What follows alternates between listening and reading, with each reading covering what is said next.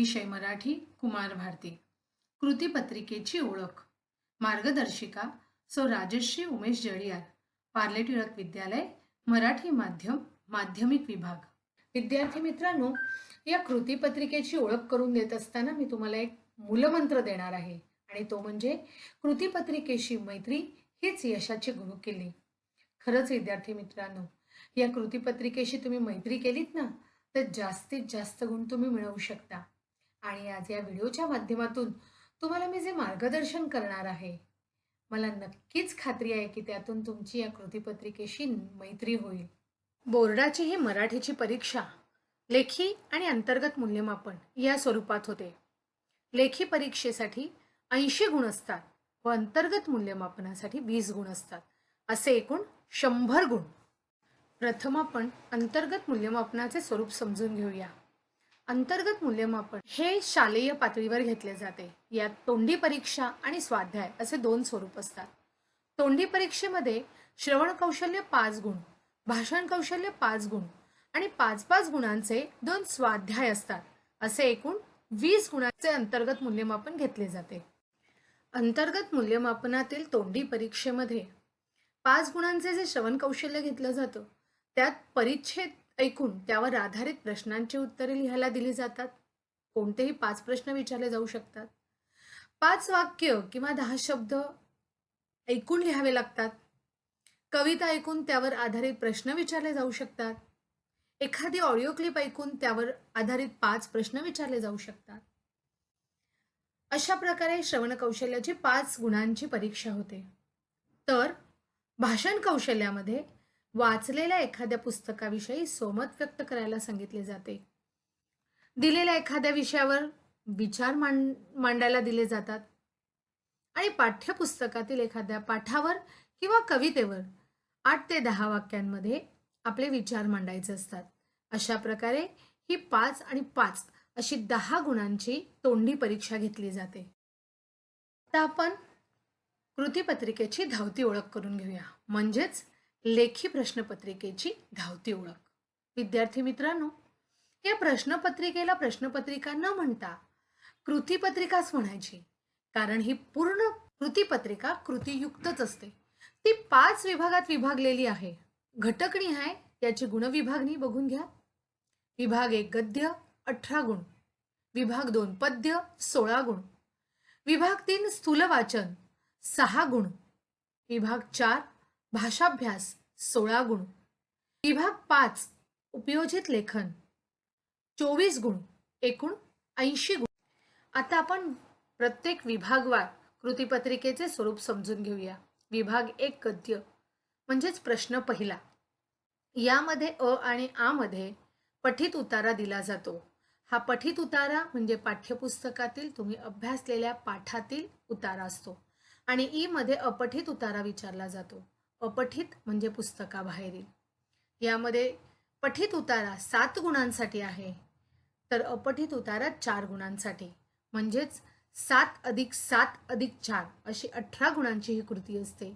यामध्ये आकलन जे आहेत 2, 1 आणि 2 तीनही उतार्यांवर या दोन्ही आकलन कृती 2-2 गुणांसाठी विचारल्या जातात. तर पठित उतार्यावरती 3 गुणांचं सोमत विचारलं जातं. अपठित उतार्यावर कोणत्याही प्रकारचं सोमत विचारलं जात नाही. पठित उतार्यामध्ये म्हणजेच अ आणि आतील 1 व 2 या प्रश्न प्रकारांसाठी या विविध प्रकारच्या कृती विचारल्या जातात. या सर्व कृतींच्या माध्यमातून तुम्हाला तो उतारा किती समजला आहे आणि तो समजून तुम्ही त्याची उत्तरं द्यायची असतात. कधी कधी उतार्यामध्ये जसंच्या तसं उत्तर आपल्याला मिळतं, तर कधी कधी ते उत्तर आपल्याला स्वभाषेत लिहायचं असतं. हे विसरू नका. अपठित उतार्यावर सुद्धा तुम्हाला ज्या 2 आकलन कृती दिलेल्या असतात, या आकलन कृती सुद्धा तो तुम्हाला उतारा वाचून किती समजला आहे ते तपासण्यासाठीच्या कृती असतात. आता आपण विभाग 2 पद्य बघूया. प्रश्न दुसरा ओ या कृतीसाठी तुम्हाला पाठ्यपुस्तकातील तुम्ही अभ्यासलेल्या कवितांपैकी एक कविता इथे दिली जाते. यासाठी गुण आहेत 8. या कवितेवरील कृतीमध्ये पहिली आणि दुसरी कृती जी आहे ही आकलनावर आधारित असते. म्हणजेच ती कविता तुम्हाला किती समजली आहे ते तपासण्याची ही कृती असते. तर तिसरी कृती जी आहे ती कवितेतील कोणत्याही 2 ओळींचा सरळ अर्थ विचारला जातो. तर चौथी कृती जी आहे ही दिलेल्या ओळींवर आधारित काव्य सौंदर्याची असू शकते, अर्थसौंदर्याची असू शकते, स्वमताची असू शकते, कवितेतील विचार सौंदर्य विचारलं जाऊ शकतं. अशा प्रकारे ही 8 गुणांची कृती असते. विभाग 2 मध्ये आ साठीची कृती विचारली जाते. तिथे 2 प्रकारच्या कृती दिल्या जातात. आ1 मध्ये तुम्हाला जी कृती विचारली जाते त्या कृतीसाठी अ साठी दिलेली कविता सोडून पाठ्यपुस्तकात तुम्ही अभ्यासलेल्या कवितांपैकी कोणत्याही 2 कवितांची नावं देऊन त्यावर पुढील मुद्द्यांच्या आधारे 4 गुणांसाठी कृती विचारली जाते. या ज्या कृती आहेत या कृती 1-1 गुणांच्या 2 आणि 2 गुणांची 1 अशी येऊ शकते किंवा 2-2 गुणांच्या 2 असू शकतात. यासाठी कोणत्या कृतींचा अभ्यास करायचा ते बघूया. प्रस्तुत कवितेचे कवी कवयित्री 1 गुण, प्रस्तुत कवितेचे विषय 1 गुण, शब्दार्थ विचारले जातात, 2 गुणांसाठी 2 शब्दार्थ विचारले जातात, प्रस्तुत कवितेतून मिळणारा संदेश 2 गुण, प्रस्तुत कवितेची भाषिक वैशिष्ट्ये 2 गुण, कवितेतून व्यक्त होणारा विचार 2 गुण, कवितेतील दिलेल्या ओळींचा सरळ अर्थ 2 गुण आणि कविता आवडण्याचे व न आवडण्याचे कारण 2 गुण. विद्यार्थी मित्रांनो, ही जी कृती आहे ही कृती सुद्धा तुम्हाला पूर्णच्या पूर्ण गुण मिळवून देऊ शकते. आ2 ची कृती असते रसग्रहणाची.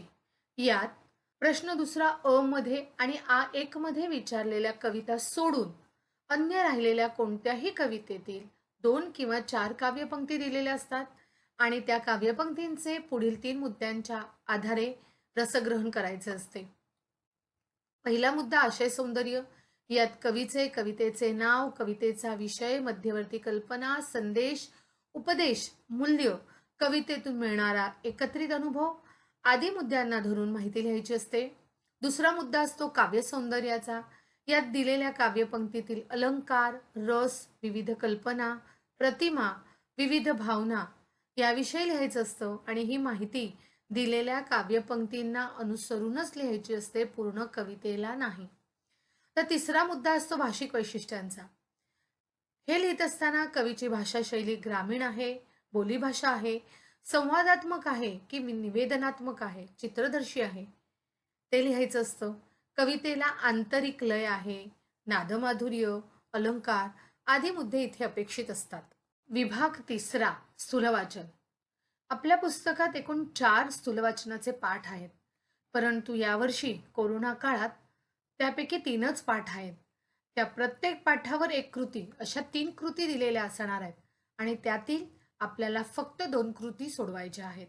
प्रत्येक कृतीसाठी इथे 3 गुण दिलेले आहेत. एकूण 6 गुणांची कृती आहे आणि या सर्व कृती ज्या आहेत त्या पाठावर आधारित असतील किंवा पाठाशी संबंधित स्वमत किंवा अभिव्यक्ती सुद्धा असू शकेल. विभाग 4 भाषाभ्यास म्हणजेच व्याकरणाचा. हा विभाग असतो 16 गुणांचा. हा विभाग 2 उपप्रश्नांमध्ये विभागलेला असतो. व्याकरण घटकांवर आधारित कृती 8 गुणांची. यात समास 2 गुणांसाठी विचारले जातात, शब्दसिद्धी 2 गुणांसाठी तर वाक्प्रचार 4 गुणांसाठी विचारले जातात.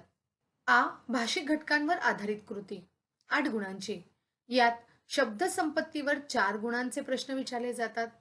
यात समानार्थी शब्द, विरुद्धार्थी शब्द, एकवचन, अनेकवचन, वचन बदला, वचन ओळखा, शब्दसमूहाबद्दल 1 शब्द, शब्दातील अक्षरांपासून शब्द तयार करणे यापैकी कोणत्याही 4 घटकांवर प्रत्येकी 1 गुणांच्या 4 कृती विचारल्या जातात. तर दुसरी कृती असते लेखन नियमानुसार लेखन 2 गुणांची. यात अचूक शब्द ओळखा किंवा चुकीचे शब्द ओळखून वाक्य दुरुस्त करा अशा प्रकारच्या कृती विचारल्या जातात. तिसरी कृती विरामचिन्हे 1 गुणांची. यात योग्य विरामचिन्हे वापरा, विरामचिन्हे ओळखा, चुकीचे विरामचिन्हे बदला या स्वरूपाच्या कृती विचारल्या जातात. तर चौथी कृती असते पारिभाषिक शब्द किंवा प्रचलित मराठीतील शब्द.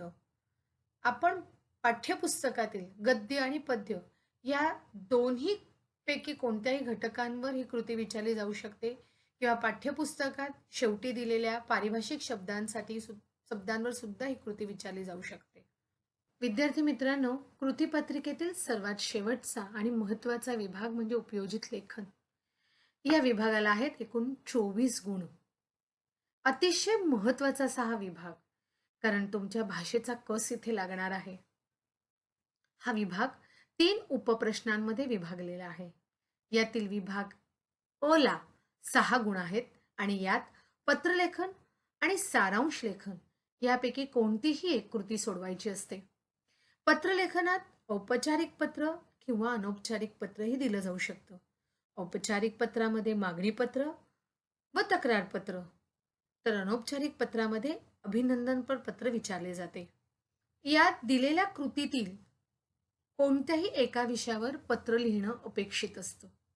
पत्र लिहित असताना पत्राचे मुद्दे नीट लक्षात ठेवा. संपूर्ण पत्र ई पद्धतीने तुम्ही लिहिणार आहात, म्हणजेच संपूर्ण पत्र हे डाव्या बाजूने लिहिले जाणार आहे. ई पत्राचा नमुना अभ्यासाला विसरू नका.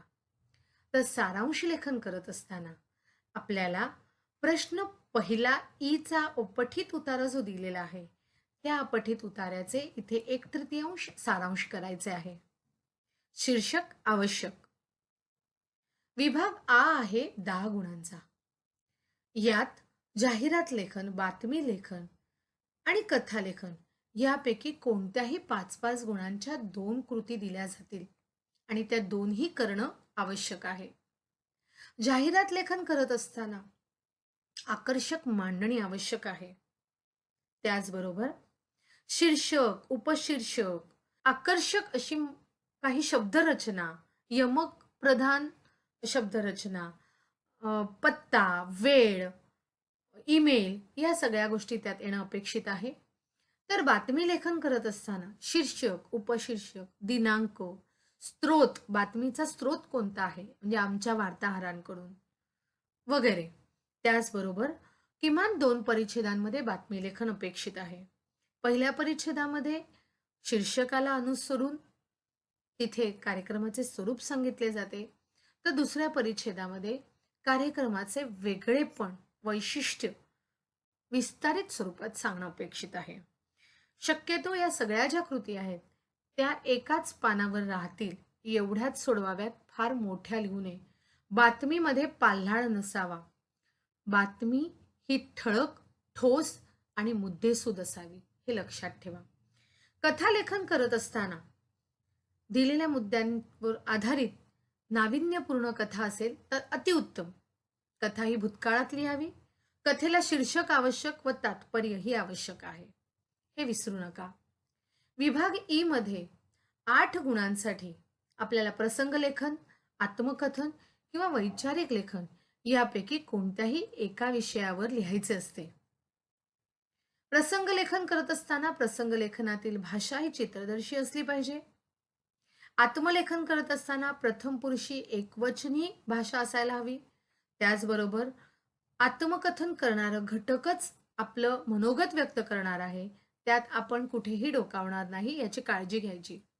तर वैचारिक लेखन करत असताना विचारांची योग्य मांडणी करा. नाण्याच्या दोन्ही बाजू या वैचारिक लेखनात लिहायला विसरू नका आणि दिलेल्या विषयाला अनुसरून व्यवस्थित सध्याच्या काळाला सुसंगत अशी मांडणी वैचारिक लेखनात अपेक्षित आहे. विद्यार्थी मित्रांनो, आज मी तुम्हाला या कृतीपत्रिकेचं स्वरूप सांगत असताना मला नक्कीच असं वाटतं की तुमची या कृतीपत्रिकेशी मैत्री झाली असणारच आहे आणि ही मैत्री निश्चित तुम्हाला जास्तीत जास्त गुण मिळवून देणार आहे.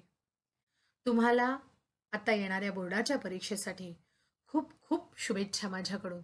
धन्यवाद.